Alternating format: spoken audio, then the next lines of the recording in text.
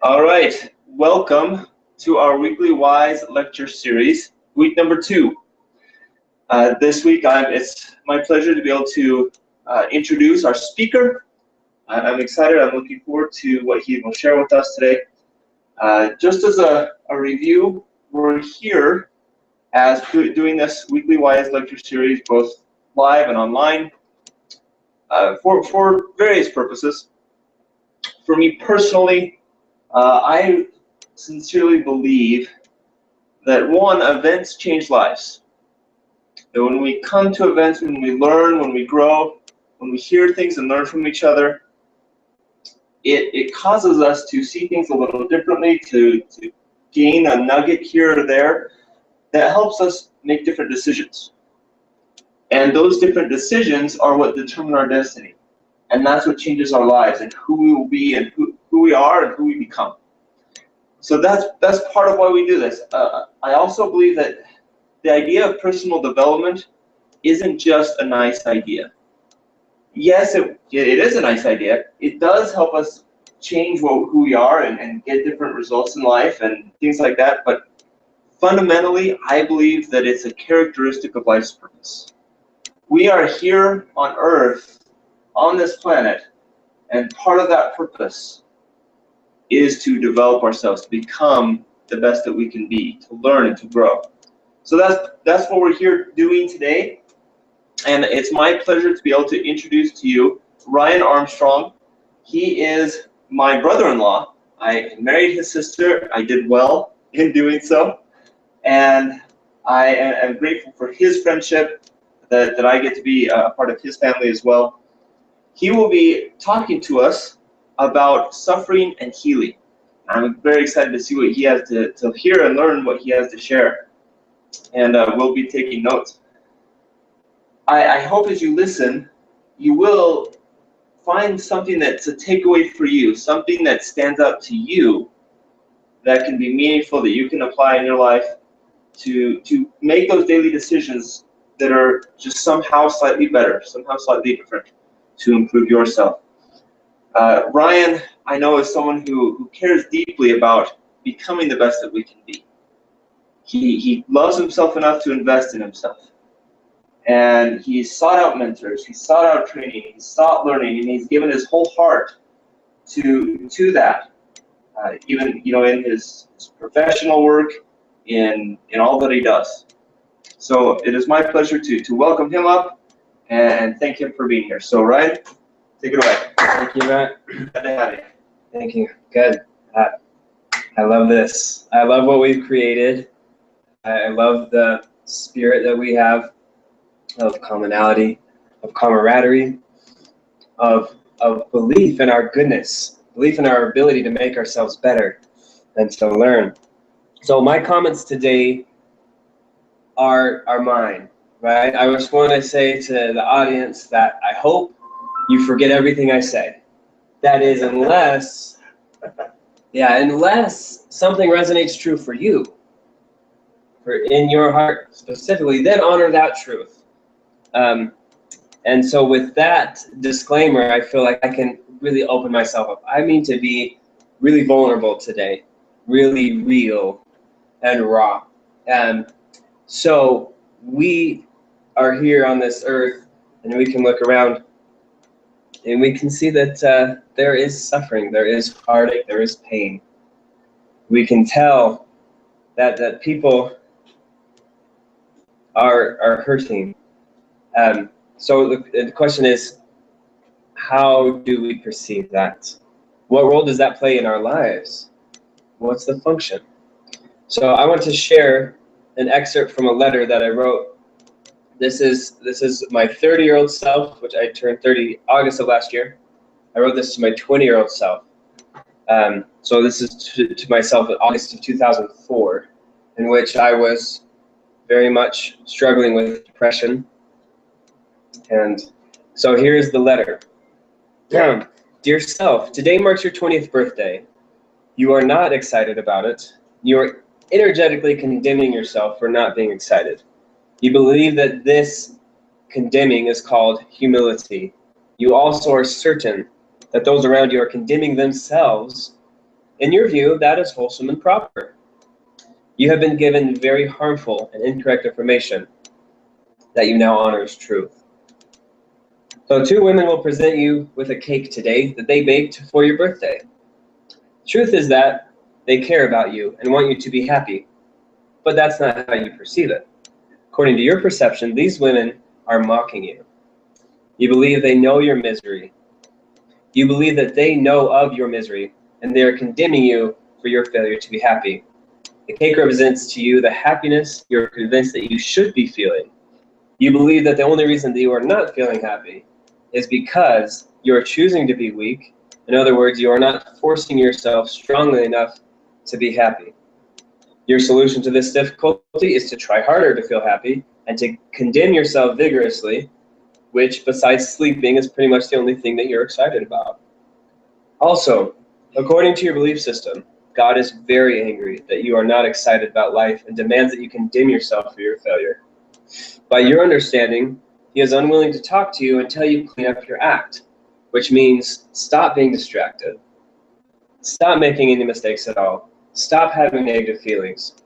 You are convinced that he is furious at you for your imperfections, including getting hungry or tired, forgetting things, or wishing that you didn't exist anymore, etc.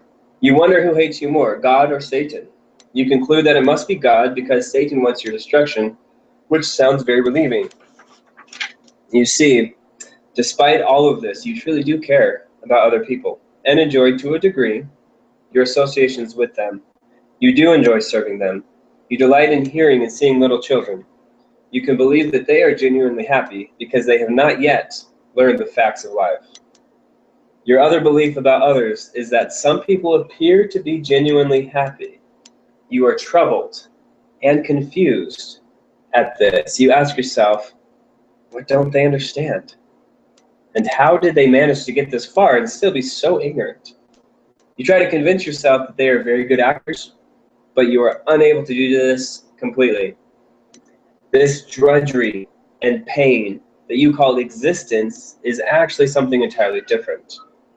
You innocently, naively, and even nobly honor a web of lies that you have learned to call truth. You tenaciously and courageously pursue that which you understand to be correct. These lies are the source of your pain. This is a man who is doing everything in his power to be the best that he can, to do good, to serve others, to do what's right. And this man is suffering greatly. I can recall this letter now, and I can remember that truly was my experience. I remember hearing out of my own mouth some very despairing comments that I genuinely, sincerely felt in my heart. I don't feel them now, though. It's very different. The question that many people ask is, why does a loving God allow so much suffering? Now, many people ask this subconsciously and don't explore that question. I want to explore that question now. That question that many people have been avoiding because maybe it doesn't have an easy answer. Because what other reasons are there that people aren't willing to explore the question, why does God allow suffering? I think that merits some thought. So for me, as I reflect on this more, I recall that the real question underneath that surface was, how can I, in good faith, worship a God that allows people to do their best to serve him and get it so horribly wrong? Going further, I identified the belief that I had that would generate that question. And it was, God is haphazard, irresponsible, and apathetic towards all but a few select people.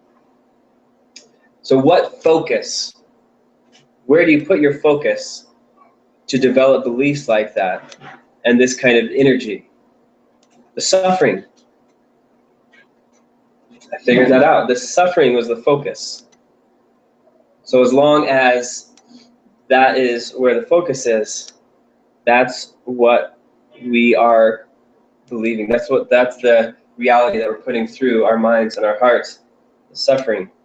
And so many people try to put a rosy hue on the pain and the difficulty. They try to minimize the things. Oh, things aren't so bad. Oh, it'll. A lot of people entertain the idea that, oh, one day I'll overcome it. I'll die, and for those who believe in an afterlife, then I'll be healed. So I need to put up with it now, endure it now, and eventually it'll be resolved. Now, I want to ask a different question.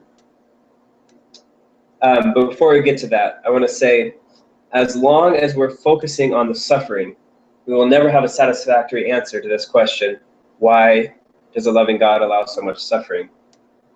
So there's an example that I overheard a woman who was saying that she had a very hard time forgiving people who had abused others. She was thinking of sex offenders, and her statement, as best I recall, was that what they have done is just, especially to little girls, is just so horrid that I would have a really hard time forgiving them. Now listen to that sentence. What they have done is just so horrid that I would have a hard time forgiving them. The focus is on what they have done. Now I want to say that, yes, those acts are heinous, are vile, they are horrid. We don't need to rosy color that part. What we need to do is ask another question, which I'm going to get to really soon.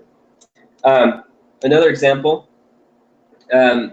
Elizabeth Smart, that was abducted, and she was abused again, time and time again, by her captors. And so there's a man that I admire, Dr. Paul Jenkins. He had the opportunity of working with her after she got back, of interviewing her. He is the host of a program called Live on Purpose Radio. And in that, they explore how she was able to shift her focus to the healing. And she lives a very abundant life now. And another example, a friend of mine witnessed his father's death. His father was run over by a train. And I remember him asking to me and to another man, he said, every time I get a new psychiatrist, he wants me to go through that. He wants me to ask, how did you feel when you saw your father's body lying on the tracks? He asked, how many times am I going to repeat that experience? How long do I need to keep reliving that? When do I get to move on and live my life?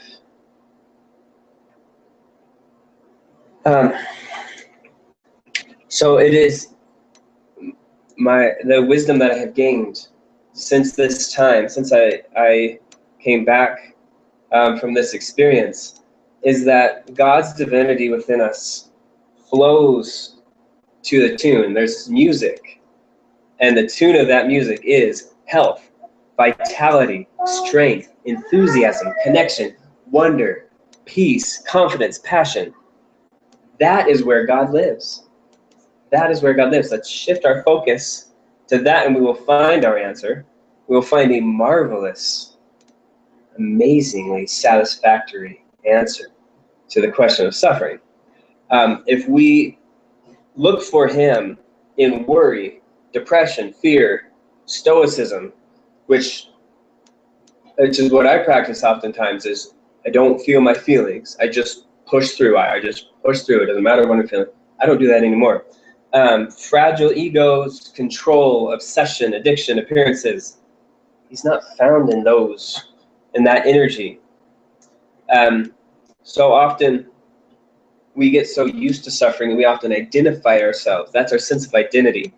People, without realizing what they're doing, try to purchase things with their suffering, such as your worth, sympathy from others, notoriety, or privacy. So in that sense, suffering becomes a currency. And what is currency used for? It's to obtain something that is lacking. It's to acquire something you don't have. So if suffering is currency, that implies lack. So that's one way to look at suffering. It is my identity. It is who I am, or what I am called to experience, what I'm called to endure. So here's the new question that I propose to everybody. Let's ask this question. It's a lot more fun. What is God's higher plan? What is God's higher plan? So I think of an analogy of us being on an airplane ride, and we're in the middle of turbulence. We're in the middle of a storm. It's dark everywhere. The wind is blowing very hard. This is suffering, right? And what is the goal here? Is it to come down to the ground and to land and have everything stop? Or is it to rise above the clouds and get to a point where we look down on the suffering and see it for what it really is? Viktor Frankl, I love this book, Man's Search for Meaning. He said that suffering ceases to be suffering when we form a clear and precise picture of it. Again, suffering ceases to be suffering when we form a clear and precise picture of it. So here's what I envision, my friends. I envision a group of people all together who are celebrating life because they have been healed, because they see this higher vision, because what dwells in the heart is not pain, but courage, optimism, hope, confidence. In that group of people, there is one thing that is absent, and that is complaining. There are not people trying to vie for the greatest position, saying, you suffered for only 5 years and I suffered for 10. You maybe were miserable for a time, but I actually had a complete breakdown, and lost my family, or whatever it is. I don't believe there will be that comparison. And that comparison I did for many years. As I mentioned, a friend of mine who lost his father, when I learned the concept that my worth, the worth of a soul, is inherent in that person's being, it's not earned or lost, it's always there. When I learned performance has nothing to do with the person's worth, I was reflecting on that with him, and he said to me, you understand that when you're 20. And he was, I think, maybe 45 when he heard that truth. The whole time he had been living this lie that his worth was in question, that he was worthless. For 25 years more than me, that truth was kept from him. And for many times I felt guilty. I always felt a little bit of apprehension. And I thought that was me, my concern for him, my compassion for him. No, I don't believe that anymore. I believe that all are healed together and all celebrate in that healing. I found so much power, my friends, in owning my suffering. When I own my suffering, I'm able to change it. I've realized this past few months that when I project as concern for others, meaning holding on to a sense of apprehension, uneasiness, perhaps even guilt over others who I perceive to be suffering, others. Really, what that is, all that is me projecting my suffering onto the masses, who perhaps didn't really care to receive it. It's my projection.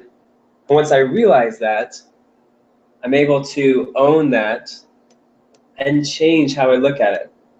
Now, when I see people, and I work at the state hospital, there are many people there who have had really hard lives, and who have made lives really hard for themselves, who have done many things that are contrary to the plan of happiness.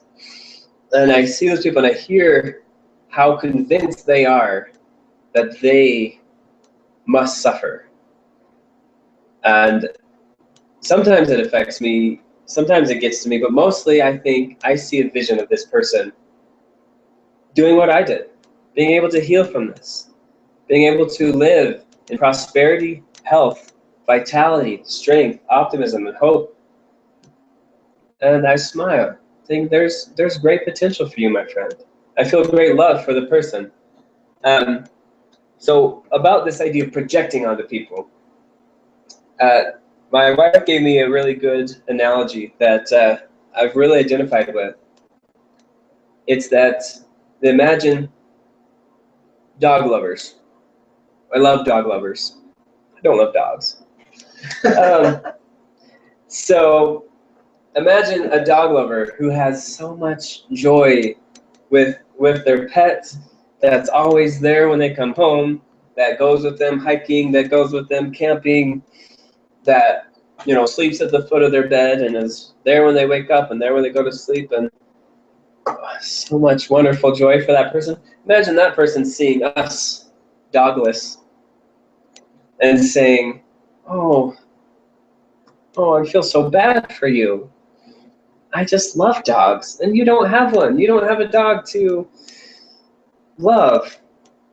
We don't want a dog. So that would be someone projecting onto us what we don't actually want. We're happy without a dog. I'm convinced that probably might change, but probably will never want to own a dog. So that's when we take our suffering and project it onto other people.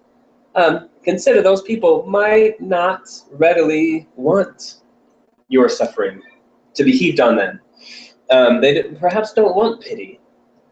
Perhaps instead, there's something more that we can give people.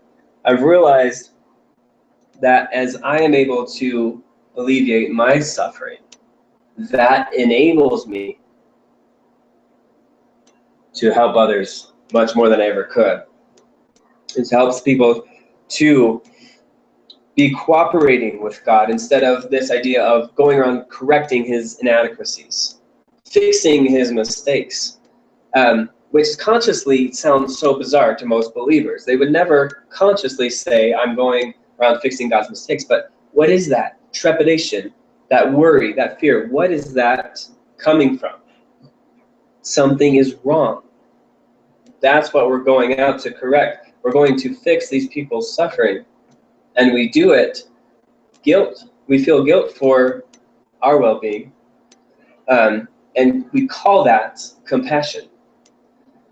So many of these ideas only abide in the subconscious, but once you become aware of them, you see them for what they are, and you're willing to let go of them. For me, it's been a very conscious, deliberate experience to say to myself, yes, I've harbored these feelings of uneasiness and guilt, and I've called it compassion for others. I've done this for a very long time, and I identify with that feeling. It's my normal, comfortable operating feeling. And as I have told myself many times this mantra, the best way for me to help someone else is to live in my greatness, is to be whole, is to take care of myself. There's been a lot of resistance to that. I felt very uneasy saying I felt like I'm turning my back on these people because I know I've been there. I know what it's like to wish sincerely to stop existing, to dread everything in life. I know what that's like. And so I felt like I'm turning my back on these people. I'm abandoning my fellow human beings who are in a plight worse than my own. And I those feelings come up, and I say, yes, that's my truth has been for many years. Now I'm grabbing a new truth. I'm honoring a higher truth. It's that me being fulfilled, whole, healthy, satisfied is the best way for me to help other people. And me being in lack serves no one.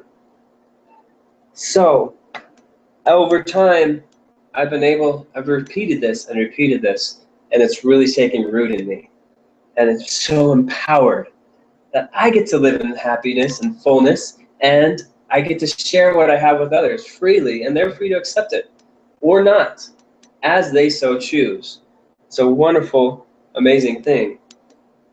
Many people ask, in the process of changing a belief, in the process of adopting a new habit or changing a paradigm, many people will ask, and I was one of them, how long is this going to take?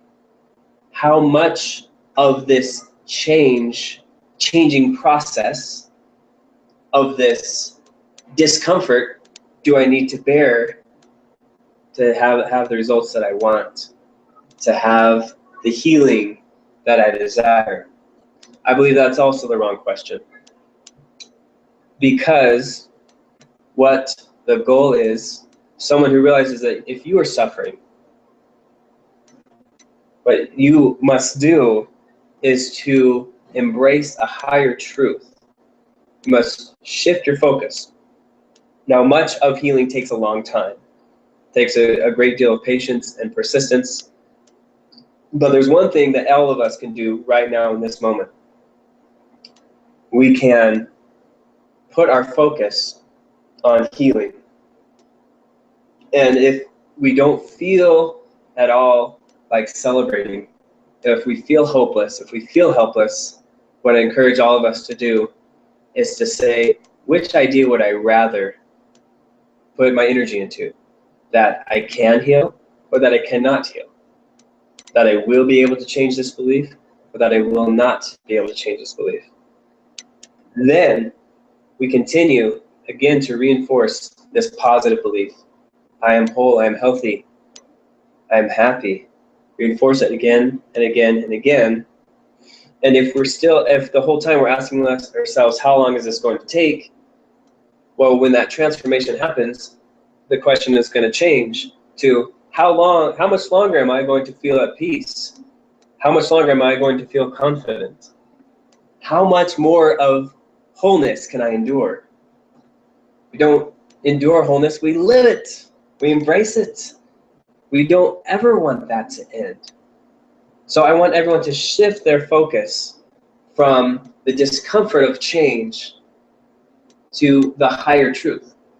It's not what am I changing from, where am I going to? Set the vision, set the light, whatever is powerful and meaningful for you, whatever goal that matters to you, rather than a goal that you've been taught that you should want. Put that aside. Embrace what you truly want. Ask yourself, what do I want? Create that vision, put it up, and strive for it all the time. Now, this is a process. If I was to share any of the wisdom that I've gained from my experience, is to be patient. Be patient with yourself. You cannot stress that enough. Be patient with yourself and see the process through. Now, so I read a book by Lucinda Bassett, which impacted me very greatly, called From Panic to Power. That's one of the things that she taught. Be patient with yourself. Also to befriend yourself, to train yourself to see the good in yourself. And as I mentioned before, we don't need necessarily to look at our good appearances, to look at our good habits, our good behaviors, good associations, because that worth is inherent. It's independent of anything external. It's all internal. There's so much more power by bringing that worth from inside out rather than from outside in. We're not going out to get something we don't have. By our actions, we are celebrating what we do have. So there's many things. There are many counterfeits in our lives. We all know counterfeit money. Now, for those who are trained to examine money, they know the key characteristics of valid currency and counterfeit money. Now, for those who are untrained, they are identical. Most of us would not know the difference if we were given a counterfeit bill that was done well. So as long as we lack that training, we will buy this counterfeit. We will support this counterfeit. We will trade it. We will invite it into our lives because we don't see it for what it truly is. I believe so many of God's godly attributes. And when I say godly attributes, I mean things that are inherent to our being have counterfeits. And as long as people are kept from the real thing, they'll continue to feed that counterfeit and wonder, why is life so hard? Why am I suffering when I'm doing everything right? It's because what we're honoring is the counterfeit. Every good thing has a counterfeit, I believe. Trust has permissiveness. Courage has recklessness. Confidence has arrogance. Humility has self-deprecation. Peace has apathy. Dedication has fanaticism. Resilience has, I don't know the exact word, but the phrase is spraying perfume over garbage. Is saying, oh, I'm not suffering, I'm just fine. Oh, I'm completely happy, right? Rather than acknowledging what is actually inside of us. Resilience is to embrace the disappointment that we feel, the discouragement, to acknowledge it, to love it, and to continue striving for what we want. So rest has indulgence. Many other things that temperance has laziness. Many other counterfeits that exist in our lives.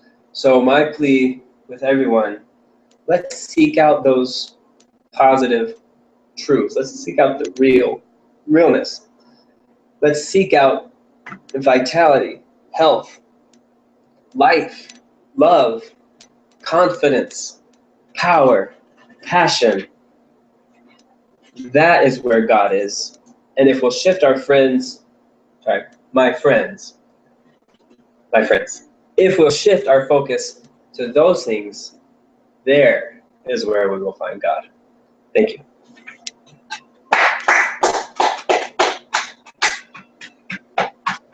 Awesome. Thank you. Appreciate that, Ryan. That was awesome. I left my notes down there, but that was great.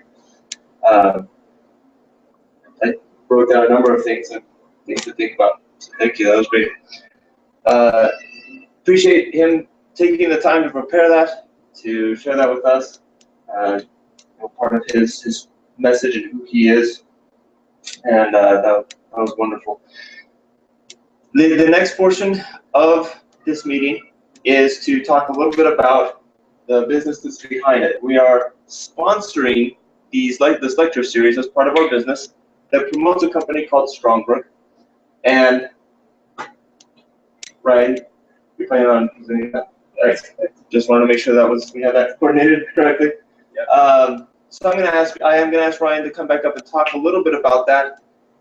We both are aligned with this company called Strongbrook. It's a personal and financial success company focused on empowering people to become their best selves, to live their best lives that they can live, as well as have the financial means to live their dreams, to live their passion, to live on purpose. And so with that, I'll bring it back up and let you talk about that for a little bit. Thank you, Matt. Thank you to our audience here.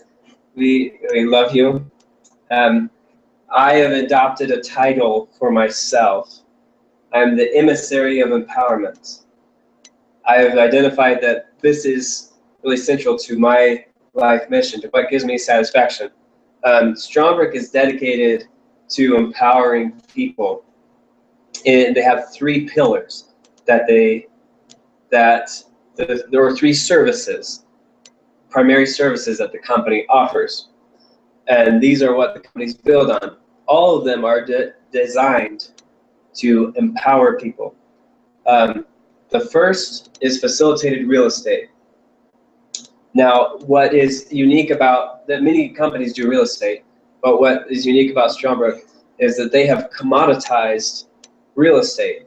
And you would ask, how can you commoditize such a volatile thing, such a variable thing as real estate? They have 5 profit centers for each investment. I mean, it's a very small little, tiny little box that they're willing to invest in because they've done it over and over and over and over again and proven this system.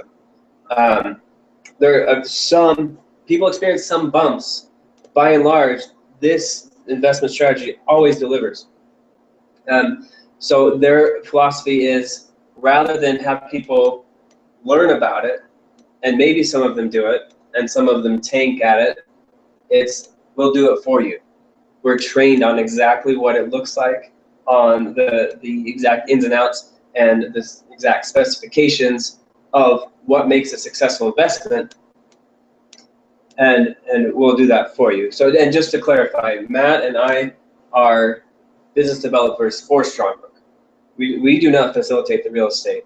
We share the message.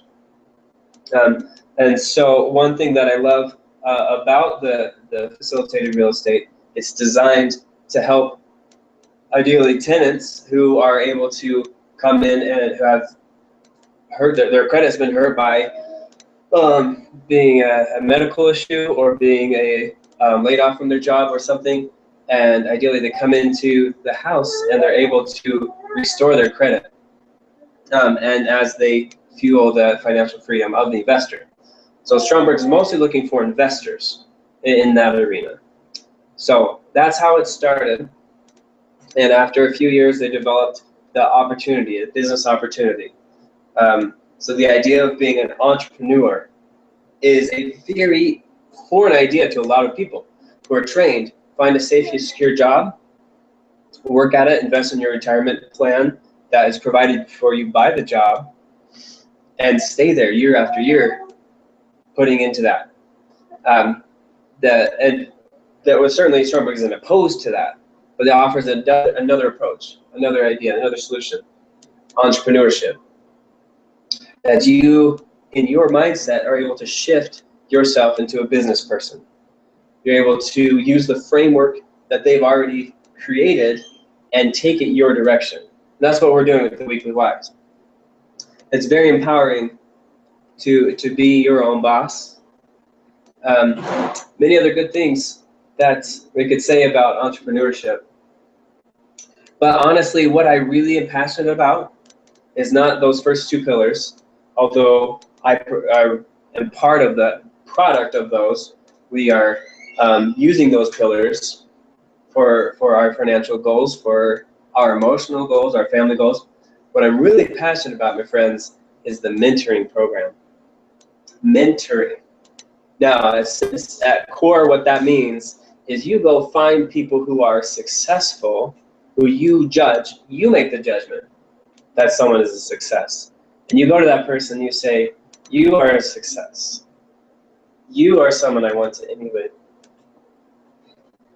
You are someone who can teach me more of how I want to be, how I want to feel. Go look for those people. And The Richest Man in Babylon by George Clason, he says, don't ask of the bricklayer how to make shields, right? Don't ask the bricklayer how to make shields. Go to the shield maker. He will teach you what you want to know. Don't ask poor people how to be wealthy. Don't ask miserable people how to be happy. Go to the happy. Go to the wealthy. And the mentorship is designed to bring people together in a community of people who are continually believing in themselves, to continually live their purpose, to uncover and live their purpose, and to reach out to people who can help them get there. And what do you do when something is working for you, when something is benefiting your life? What do we want to do? We want to share that with other people. And so people are encouraged. I myself am becoming a mentor in that program. As I receive mentorship, develop my specific message, I am in a better position to help others as well. So it's a continual benefit to everybody. Now this system, to be a part of this community, there is a small price to pay. It's a $99 a month subscription. And that subscription will give a customer access to tons, dozens presently, and it keeps growing all the time, dozens of mentors who have eked out success in their life. People that you may have heard of, may not have. Les Brown, Kevin Harrington, Roger Salam. Most of these people I hadn't heard of, but when I heard them speak, especially Les Brown and Roger Salam, I felt their energy. I felt their success. It was evident that they were living an abundant life. They were having fun with life. And I realized if they can do it, so can I. But not only that, I can do what's best for me. I can do it even better because I'm going to live my life the best way. So that's what you get for a $99 a month commission or subscription.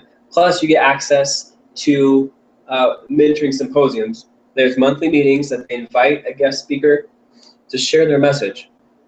Kind of similar to what we're doing here with these weekly whys. And these are free to people who are part of the mentoring network. Also, there are extra programs and deals, some of which are separate to other mentors, but you learn of those through this mentoring network. You can participate, be part of this community. And people who identify this message of believe in yourself, find your passion, live on purpose, live abundantly. People who want to share that with people and build their financial future can use this as a business opportunity, can build a team of people under them who believe in themselves and believe in empowering people. So my business is, our business is Promote Empowerment. And Matt and Bonnie's business is Peaceful Prosperity, because we've identified that this is what we want to create, empowerment and prosperity.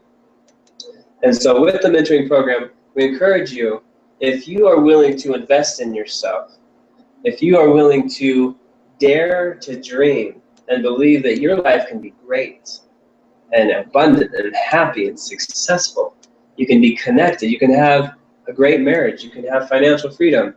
If you're willing to entertain these wild ideas, then come join us.